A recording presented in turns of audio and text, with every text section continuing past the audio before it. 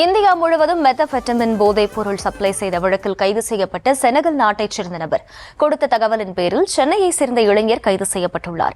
அவரிடம் இருந்து 85 லட்சம் ரூபாய் மதிப்பிலான மெத்தபெட்டமின், MDMA ஆகிய போதைப் பொருளையும் போலீசார் பறிமுதல் செய்தனர்.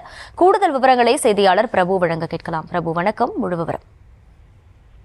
வணக்கம். திருவள்ளூர் ரயில் நிலையம் அருகாமையில் மெத்தபெட்டமைன் போதைப் பொருள் கடத்தி வந்த முன்னீர் ஜாவித் ஆகிய 2 பேரை கடந்த அக்டோபர் மாதம் திருவள்ளூர் மணவாள நகர் போலீசார் கைது செய்து அவர்களிடமிருந்து 55 கிராம் மெத்தபெட்டமைன் போதைப் பொருள் பறிமுதல் செய்திருந்தனர்.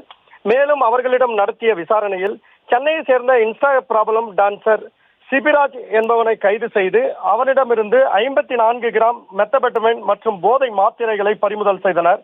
அதுபோல் அதனைத் தொடர்ந்து நாமக்கல்லில் வசித்து வந்த நைஜீரிய நாட்டைச் சேர்ந்த மைக்கேல் நம்னிடி, சென்னையில் வசித்து வந்த காங்கோ நாட்டைச் சேர்ந்த கபிதா யானிக் திஷிம்போ ஆகிய 2 பேரை கைது செய்ததன் அடிப்படையில் அவர்கள் கொடுத்த தகவலின் அடிப்படையில் மெத்தபெட்டமைன் போதைப் பொருள் கடத்தல் கும்பலின் தலைவனை டெல்லியில் வைத்து, அதாவது பெண்டே என்பவனை டெல்லியில் வைத்து திருவள்ளூர் மாவட்ட போலீசார் கைது செய்தனர்.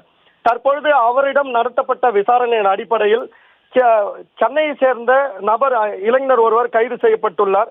அவரிடமிருந்து, அதாவது சென்னை திருவல்லிக்கேணி பகுதியைச் சேர்ந்த மதீன் அகமது என்பவனை மணவாள நகர் போலீசார் கைது செய்து அவரிடமிருந்து சுமார் 85 லட்சம் மதிப்பிலான 55 கிராம் மெத்தபெட்டமைன் மற்றும் 40 கிராம் MDMA எனப்படும் போதை மாத்திரைகளையும் பறிமுதல் செய்துள்ளனர். மேலும் தற்பொழுது அவனிடம் விசாரணை நடத்தப்பட்டு வருகிறது. அவர் யார் யாருக்கெல்லாம் அந்த போதை மாத்திரை விற்பனை செய்தார் என்ற தகவலை போலீசார் திரட்டி வரும் நிலையில் திருவள்ளூர் மாவட்ட போலீசார் இந்த மெத்தபெட்டமைன் கடத்தல் கும்பல் தலைவன் உட்பட 7 பேரை கைது செய்து தற்பொழுது விசாரணை மேற்கொண்டு வருகின்றனர்.